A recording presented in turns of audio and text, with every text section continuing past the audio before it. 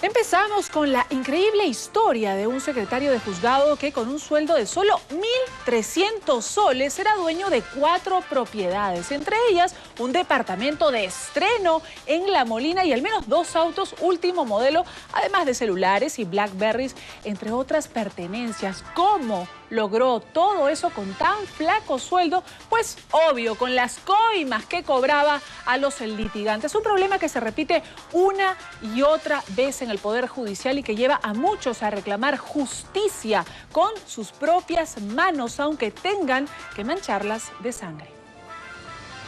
Vaya, absolviendo de la acusación fiscal al procesado Jimmy Hernández Díaz del delito de homicidio calificado, raya asesinato con crueldad.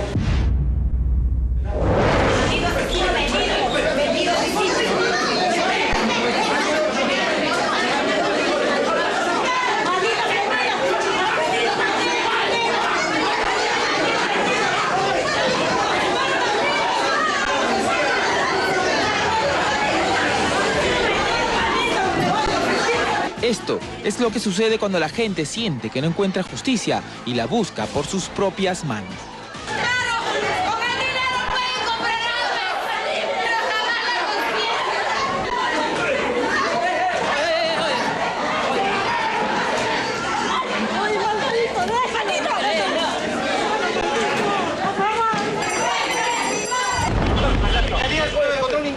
Tranquilo.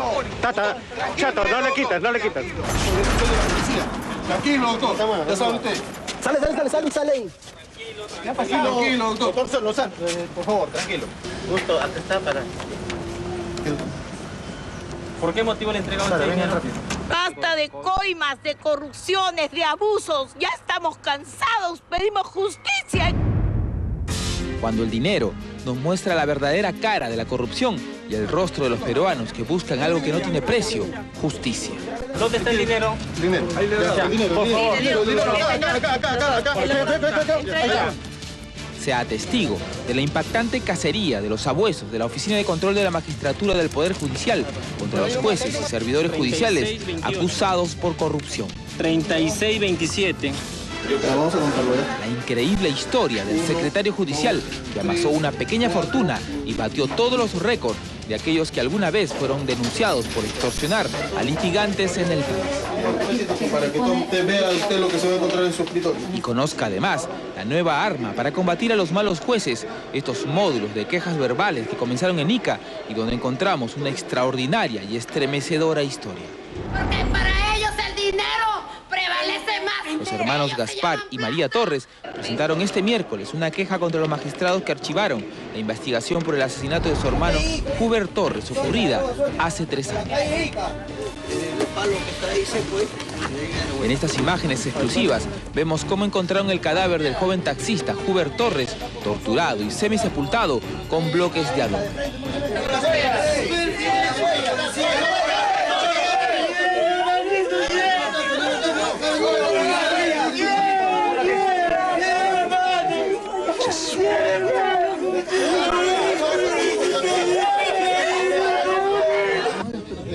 Luego de una investigación, la policía y la fiscalía acusaron de ser el presunto autor intelectual del crimen al chofer Jimmy Hernández Díaz. El móvil, una supuesta venganza debido a que Hubert Torres mantuvo una relación sentimental con la expareja de Hernández, Carmen Nieves Basalán. La fiscalía pidió 18 años de prisión para Hernández y el 21 de diciembre último, la segunda sala penal de Ica lo absolvió por insuficiencia de pruebas. Ello desató la indignación de la familia de la víctima.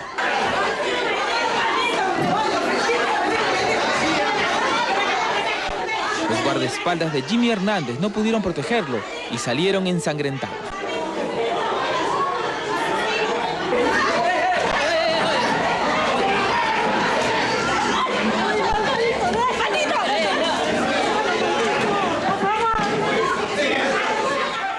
El tribunal se convirtió en un ring de box. Jimmy Hernández, casi inconsciente, fue a su esquina, mientras que el juez tocaba la campana para calmar los ánimos.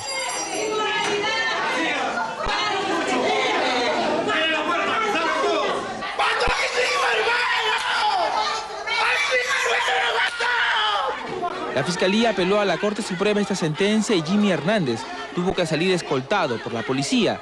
Desde ese día en Ica, nadie lo volvió a ver.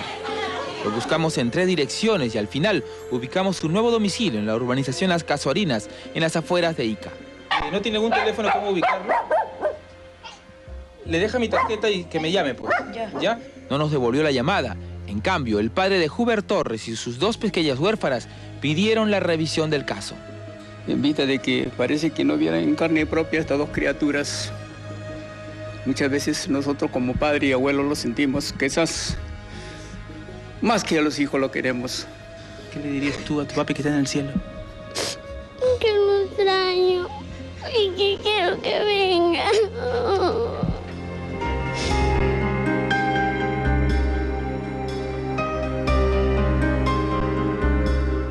Siguiente. ¿Qué es eso, señor? ¿Ya? ¿Pero qué? ¿Qué es eso? ¿A mí me ha hecho entrega? ¿Qué es eso, señor? No, que se deje contar, si no sé qué le ha dejado ahí. Le pregunto, señor, ¿qué es eso? Estos son los momentos en que es intervenido por la OCMA el secretario judicial Genaro Franco Rojas, luego de encontrársele $2.500 que habría exigido como adelanto a un litigante para no meterlo preso. Ni todos los años de experiencia de los investigadores de la OCMA los preparó para ver un caso como el de Franco Rojas. 21, 22, 23, 24, 25 billetes de $100. Expediente 290-09. Según la denuncia en su contra, sería el servidor que cobraba más por un soborno en todos los anales judiciales. Mínimo $5.000 y en promedio $10.000. Ganaba unos 1.300 soles y según registros públicos era dueño de 4 propiedades, un costoso departamento en La Molina, una casa en Chorrillos y 2 terrenos en el distrito de San Luis y en el fondo Marqués de Córpac en Chorrillos. Doctor, si no se me ha hecho entrega. No se me ha hecho entrega. ¿Cómo se puede citarlo por acá para hacerle? Para que usted vea lo que se va a encontrar en su escritorio. Manejaba 3 vehículos, entre ellos este auto Mazda color negro y este Nissan plomo del año. Al momento de ser detenido, además de los $2.500, tenía $120 y 350 soles como sencillo en su billetera. Además, portaba numerosas tarjetas de crédito, un celular y 2 Blackberries valorizados en $3.000. Pero eso no es todo. Es acusado de cobrar dinero, pero no para agilizar juicios, sino a cambio de no meter a la gente en la cárcel. Ello le pasó al confeccionista de ropa de dedicación Máximo Fretel, que en el año 2007 tenía un juicio por presunta usurpación de esta enorme parcela de tierra en Manchay. Al ser llevada a la justicia, se encontró por primera vez con Genaro Franco Rojas. Porque el secretario a mí me cobraba $10.000 en ese tiempo. Para dar mi libertad. Me dijo, si tú me das los $10.000, yo no te mando preso. No, yo no pagué, por eso es que ellos me hacen una captura. No pagó el 2007 y terminó un mes en el penal de San Jorge. 2 años después, el ciudadano Alfredo Price denunció a Máximo Fretel por asociación ilícita y tráfico de terrenos. Fretel entró en pánico al ver que esta nueva denuncia cayó en manos del secretario Franco Rojas. Entonces me dice, vente tú el día 26, entonces yo te voy a tener listo todo hecho para que tú firmas nada más, yo te voy a ayudar. Pero Fretel, son $5.000. ¿Y así de frente? Sí, para el día 26 me traes el 50% y para el 6 de abril que tú vas a dar ya tu instructiva, me cancelas. Entonces, efectivamente, pues como... ¿Y si no le pagaba, qué hacía? Me iba a la cárcel, me decía por 10 años de cárcel. ¿Así le dijo? Así. Se armó de valor y lo denunció en secreto ante la Oficina de Control de la Magistratura. Con una cámara oculta fue en busca de Franco Rojas. ¿Te acuerdas que me pides 5? De los 5, uno presente. Ahorita, Fabiana, ¿cuánto? Y el 6 completo. Lo levantan luego. En la siguiente cita, Máximo Fretel le lleva el dinero acordado. Pero inclusive para el día 1. ¿Para el día lunes? Ajá. Ya. Pero ahorita no. Y él no dice ni cómo. ¿Qué tema? Está reducido. Ya. ¿Está mal fondo?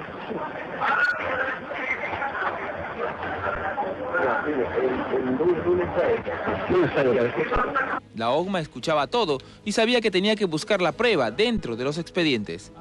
Hace 5 años conocimos a Diego Franco Rojas cuando se iniciaba como auxiliar judicial en el local donde antes funcionaba la casa de seguridad de Vladimiro Montesinos en Lurín.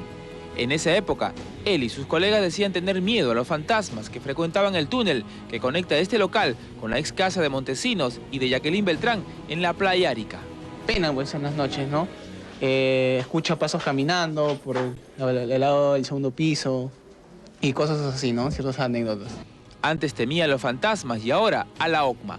El jefe de este organismo, Enrique Mendoza Ramírez, ha declarado la guerra a todo aquel que actúe mal. Nos desfrauda completamente un magistrado que incurre en una falta y tenemos que sacarlo de la función en la forma más rápida y más legal posible. Reveló que los jueces suplentes son los que más caen en corrupción y por ello ha dispuesto que cada presidente de corte sea responsable también si un magistrado que nombró comete actos ilícitos.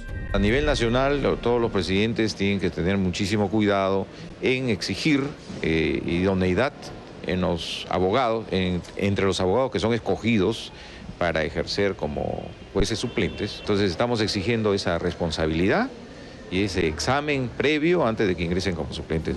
En lo que va del año son más de 2.000 los jueces y trabajadores judiciales investigados por actos irregulares. Todos tenemos que tener en cuenta que la corrupción es un cáncer que no solo destruye el alma, sino que deja, al igual que las injusticias, víctimas inocentes a su paso.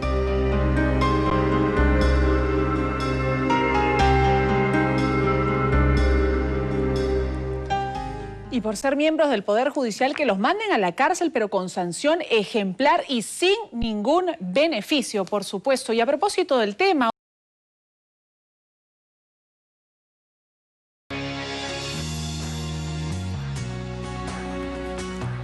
Bien, el testimonio que vamos a ver en el reportaje a continuación realmente va a cambiar el punto de vista que se tenía sobre la participación de Elita, la hija de la asesinada abogada Elizabeth Vázquez, hecho que ocurrió hace más de un año. Hasta entonces se pensaba que esta joven, que esta chica había tenido una participación a nivel de autoría intelectual de este asesinato tan terrible, en el que también, recordemos, estuvo involucrado de alguna manera el novio, el padre de esta jovencita, ex esposo de la víctima, un ex fiscal. Es decir, parecía una historia pues ciertamente aterradora, pero que limitaba la participación de la joven a un rol, como lo dije, más bien intelectual. Pero resulta que tenemos un testimonio exclusivo que revela que la participación de esta joven fue realmente activa en el asesinato de su madre. Estamos hablando de que probablemente la golpeó y fue parte de este crimen directamente. Entonces, la situación se complica y el testimonio nos va a dar luces sobre un caso más que aterrador. Además, el rol del papá de esta joven en toda esta historia post-crimen también levanta ciertas, vamos a decir, dudas o cuestionamientos sobre su comportamiento. Vamos a ver el reportaje para entender mejor lo que está ocurriendo. No eran gritos, no escuché, pero en una forma como si quería soltarse, defenderse, ¿no?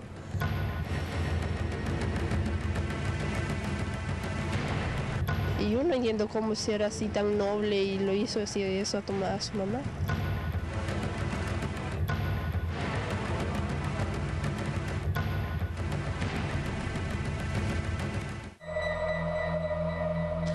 Su nombre es Liliana. Es menor de edad. Llegó de Cajamarca en enero de este año para trabajar en casa de Elizabeth Vázquez Marín. Ella fue la única que estuvo presente, además de la víctima y sus victimarios, en uno de los crímenes que conmocionaron el país en enero de este año.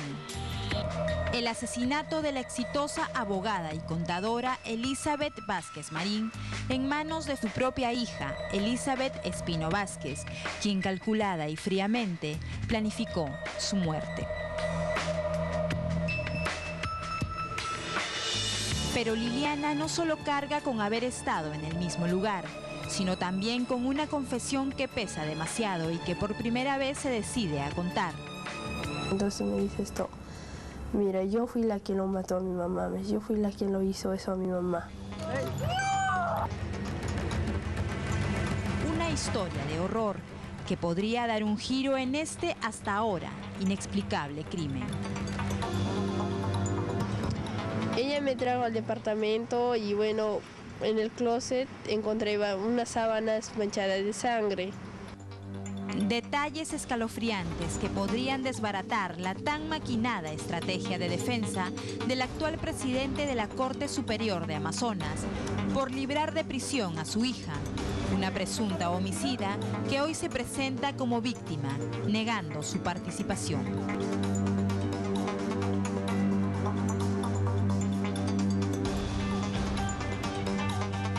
3 días después de ocurridos los hechos, Elizabeth Alexandra Espino Vázquez confesó ante Liliana, la trabajadora de su hogar, cuál fue su verdadera participación la madrugada del 28 de enero pasado, en el que su madre apareciera muerta en la maletera de su auto con claros signos de tortura. Y bueno, como siempre, lo bajaba el jugo a la habitación. Y entonces esa noche lo bajé el jugo a la habitación también. Pero lamentablemente que no me recibió ella, sino su hija. Extraños ruidos que se confundían entre golpes y gritos, para ella en ese momento indescifrables. Y entonces subo a la cocina y la puerta de la cocina estaba cerrada, no se podía abrir. Vuelta bajé y me fui a la lavandería. Y de la lavandería escuchaba ruidos, como no sé, como gritos. Yo me paré a escuchar ahí en la ventana. Estaba la doctora pues como gritaba, o sea, pedía ayuda. Elizabeth Vázquez Marín estaba siendo atacada por sus asesinos. Fernando González Asenjo, enamorado de su hija, se le abalanzó y la cogió del cuello. En esos momentos, la abogada pegó un grito y en su defensa se mantuvo mordiendo la mano de González Asenjo. Ambos caen al suelo. Allí la víctima golpea su rostro contra el filo de la cama y luego contra el piso. González detalla en su manifestación que siguió golpeándola fuertemente en la cabeza. Al momento que escuché la voz de un hombre me asusté bien feo, pues no. Dije, qué raro, porque un hombre no ha ingresado con nosotros. Elita ingresó a la habitación mientras golpeaban cruelmente a su madre. Y no solo fue una simple espectadora.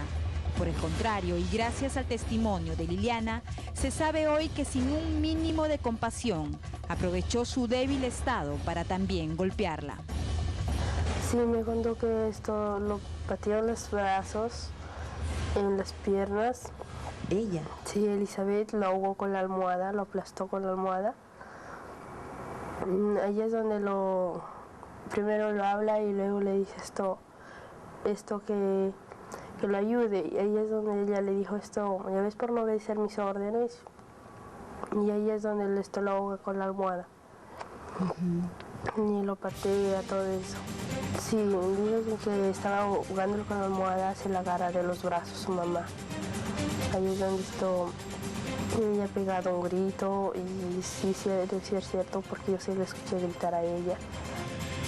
Una semana antes de su captura, Elizabeth Espino le pidió a Liliana volver al departamento. Aprovechando que estaban solas, le hizo una advertencia. Se para en mi delante y me dice esto, ¿verdad que tú no has declarado nada de lo que te he contado en la DIRINCRE? No, le dije así, no he contado nada. Y me dice esto, no cuentes nada porque estás metida en un gran problema, me dijo así. ¿En algún momento tú has tenido contacto con el doctor Alejandro Espino? ¿Él te ha dicho algo al respecto? ¿Él sabe? Yo creo que sí sabe porque cuando a Elizabeth le cogieron, ya estaba en la cárcel. A unos días que pasó que estaba en la cárcel, fue a la casa y bueno, yo estaba sola y entonces se fue con 2 hombres más. Entonces me dice esto, ¿tú eres Liliana? Sí, le digo, y me dice esto, yo sé que sabes algo de Elizabeth y pobre de ti si esto cuentas, me dijo así. Elizabeth, ¿estás arrepentida? ¿Estás contento? 16 días después del crimen, ya capturada, Elita lucía bastante relajada. Ella y González Asenjo denotaron una tranquilidad inquietante, miradas desafiantes y nada, absolutamente nada de arrepentimiento. Cuando le hablé, su hijita, me supongo que estarás arrepentida por esto que has hecho. Sí, me dijo, por algo estoy aquí. Cuando me acerco a su lado, lo abrazo, lo beso y me da mucha pena. Me da mucha pena porque es una pena encontrada. Tengo sentimientos, odio, no sé. Tengo odio y le tengo pena, porque lo que ha hecho no es justo. A pesar de su enorme tristeza y sentimientos encontrados, don Ernesto, su abuelo, es el único miembro de la familia que la visita cada domingo. La gente de ahí, los empleados del penal me dice, señor, no se preocupe, abuelito, me dice, su nieta está mejor que en su casa, aquí tiene todo privilegio. Por esto que hizo, ¿ella en algún momento le ha dado explicaciones a usted? Yo lo hice de cólera porque yo me iba a casar con Ferna y la mamita, a su abuela le dice, la mamita trajo la partida de Selendín para casarnos y yo me iba a casar en privado. Y le dijo a la mamita, mi mamá, que no me entregaría la partida, por eso le he hecho de cólera. Elita había pedido a su abuela mandar traer su partida de nacimiento de Selendín, Cajamarca. En una discusión con su desaparecida madre, le dijo que se casaría con Fernando. El enamorado y la mamá de su enamorado, cuando vivían en una de sus propiedades de mi hermana, la cual no querían pagar a propósito, le comentó y le dijo, ¿sabe qué? Yo no me voy a ir de tu casa porque mi hijo se va a casar con tu hija y van a tener hijos y al final todo esto va a ser para ellos. Entonces, pues ya prácticamente estoy tomando posición de ello. Y para lo cual mi hermana, recuerdo que le comentó de que, bueno, está bien, me parece muy bien, si es por amor, que sigan juntos.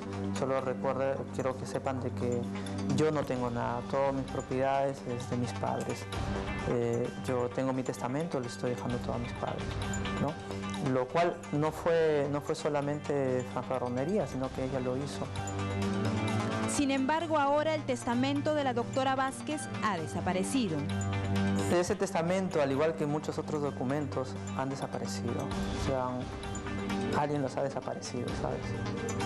Y por eso es que te comentaba al principio de que parecía un poco sospechoso ahora, viéndolos de ahora, que ella se encerraba en la oficina de mi hermana y en su casa a puerta cerrada y no permitía, inclusive los familiares ingresaban, nos decía que el papá había dispuesto eso.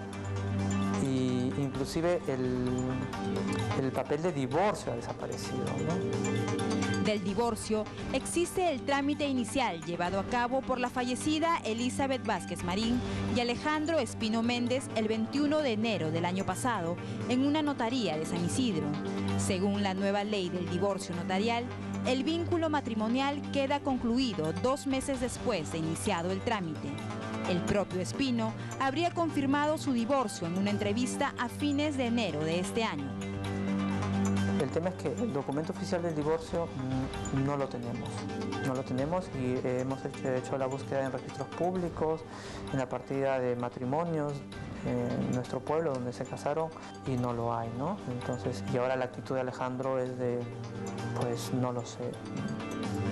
Quizás un olvido bastante conveniente para el doctor Espino. La abogada y contadora Elizabeth Vázquez ha dejado una apetecible y cuantiosa fortuna.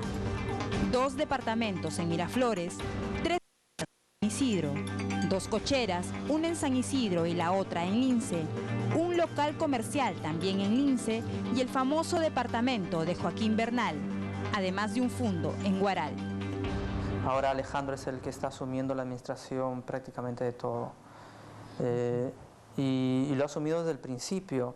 Ahora nos hemos enterado de que mientras nosotros velábamos a mi hermana, todos consternados por el hecho, él ya estaba abriendo cuentas bancarias y hablando con los empleados que trabajaban, por ejemplo, en las cocheras o con las personas las que estaban alquilando, inclusive en repetidas veces y esperándoles y todos para que los ingresos lo depositen a su cuenta que él había abierto, ¿no? El presidente de la Corte Superior de Amazonas, sin previo aviso, decidió tomar el control de todos los bienes. Alejandro Espino anticipó una anotación preventiva de sucesión intestada a favor de quien sería su única heredera, Elizabeth, su hija. ¿Qué cree ella y que todavía está pensando en sus cosas? No puede ser posible, le digo. Pues yo lo voy a tomar, le dije, las cocheras. Quieras o no quieras, yo lo voy a tomar. Le dije así. En una de sus últimas declaraciones, Elizabeth Espino ha negado también su presunta autoría intelectual en el crimen. Asegura que ella fue obligada por González Asenjo, a quien ahora, estratégicamente, confiesa tener miedo. Esta es la carta que le escribió a Fernando antes de ser recluida en Santa Mónica. Frescura, espontaneidad, sin remordimiento de por medio y mucho menos temor. Todas esas cosas, oiga usted, a mí me indigna, pero como le digo, no hay nada que hacer ahora. Ya lo que está cocinado ya no se puede hacer crudo. Ya no va a recuperar nada, absolutamente nada. Yo lo que le pido a las autoridades, que pido justicia, que debe ser a su padre sobre todo, que es una autoridad, es el presidente de la Corte de Amazonas. Usted sabe que el ejemplo empieza por casa. Que la defensa está muy bien, que él está obviamente defendiendo a su hija y que a lo máximo que le van a sentenciar va a ser 8 años y que en 3 años va a salir libre. Me comentó además que todas las pericias ya están hechas, que todo ya está encaminado, todo apunta a que ella ha sido la víctima de los otros. Pero pagará por acción de la investigación de la policía y de la fiscalía y recibirá la sanción que corresponda. Porque nadie se va de este mundo sin pagar lo que debe. ¿Se tomarán en cuenta estas nuevas e importantes evidencias o logrará su padre atenuar la condena de más de 30 años que le aguardarían de encontrarla culpable? Lo cierto es que a Elizabeth Espino le acompaña una excesiva frialdad y una ausencia de remordimiento, actitudes que comparte junto a Fernando González, ambos motivados por un mismo fin, la ambición por el dinero. Qué caso tan aterrador como extraña la participación de esta joven en el asesinato de su madre, la relación con el novio, las motivaciones aparentes para cometer este crimen tan fuerte, tan grave, tan impensable, viniendo de una hija, ¿no? Más aún por las evidencias de crueldad que encierra. Por otro lado, también es muy peculiar la actitud del fiscal Ospino, ¿no? Y las acusaciones que está haciendo el hermano de la víctima que recaen sobre él, también es muy curioso. Evidentemente hay bienes importantes que ha dejado esta abogada y no deja de llamar la atención, es lo menos que podemos decir, la reacción del que se supone era el exmarido, el ex esposo, legalmente hablando, de esta señora, con lo cual participación en el legado de esa señora no tiene en absoluto. Entonces también ahí hay una cosa muy peculiar, pero lo que más nos preocupa en todo caso es la situación de Liliana, esta jovencita menor de edad que ha sido testigo excepcional de este crimen. Esperamos que la policía le esté brindando ya protección especial porque su testimonio es ciertamente imprescindible y fundamental en este caso y por tanto requiere de seguridad. Vamos a hacer una nueva pausa, pero cuando regresemos...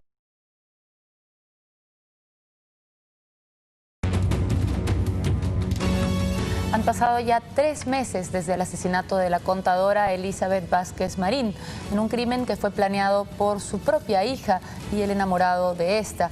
Y por supuesto, pasado el tiempo y habiendo una cuantiosa fortuna de por medio, ya empezaron los líos y las peleas por la herencia. Mientras los parientes más cercanos de la víctima quieren hacer prevalecer la ley, como es lógico, y excluir a la hija de la herencia por haber participado en el crimen, esta, ayudada por su padre, que además es un miembro del Poder Judicial, pretende quedar como única heredera. ¿Cómo somos los seres humanos, no? Después de un crimen terrible, una batalla por el dinero. En el siguiente reportaje, Carola Miranda. ¿Cómo está? Buenos días, ¿cómo está? Ah, está cambiado de sistema esto.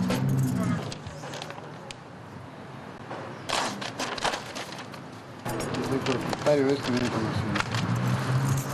Como cambiar de sistema. La guerra por la millonaria herencia dejada por la abogada contadora Elizabeth Vázquez Marín ha comenzado. La familia de la víctima ha roto relaciones con el juez Alejandro Espino, padre de la presunta parricida, al punto de prohibirle el ingreso a su propio estudio. Mi domicilio lo han cambiado de sistema. ¿Qué puede decir ante eso? Es ilegal.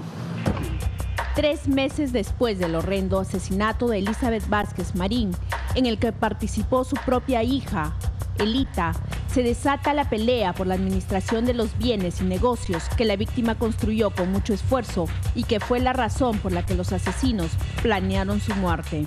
Tratándose de la hija que le ha dado el sed de nacer y que haya hecho ese acto criminal con su madre, y la forma que ha hecho, señorita, es muy dolorosa, pero igual yo lo sigo queriendo. Los deudos de Elizabeth Vázquez Marín han decidido demandar a la presunta parricida Elita por indignidad para excluirla de la herencia. Sin embargo, Elita, desde la cárcel, con apoyo de su padre, el presidente de la Corte Judicial de Amazonas, pretende hacer prevalecer su derecho de única heredera. La disputa se ha librado, entre otras cosas, porque no se encuentra el testamento de la víctima.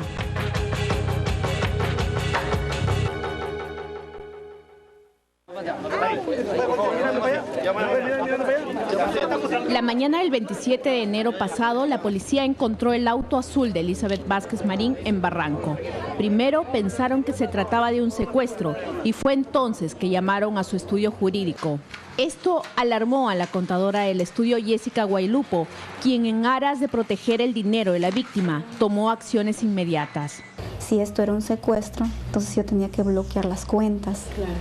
Y en ese transcurso de que ellos se fueron, llegó la hija. Elita llegó. Recontra serena, se paró delante mío con un llavero que le daba vueltas a su llavero. En esta posición me percaté de los moretones que tenía acá. Jessica Guaylupo, además de contadora del estudio, era amiga de la víctima. Por eso, el día del crimen le sorprendió la fría actitud de la hija ante la desaparición de su madre. Me acaban de llamar por teléfono que a mi mamá la han secuestrado y se paró delante mío. Entonces yo toda nerviosa y alterada un poco más, y le comenzó a gritar, ¿no? Y le digo que dónde ha estado ella, que no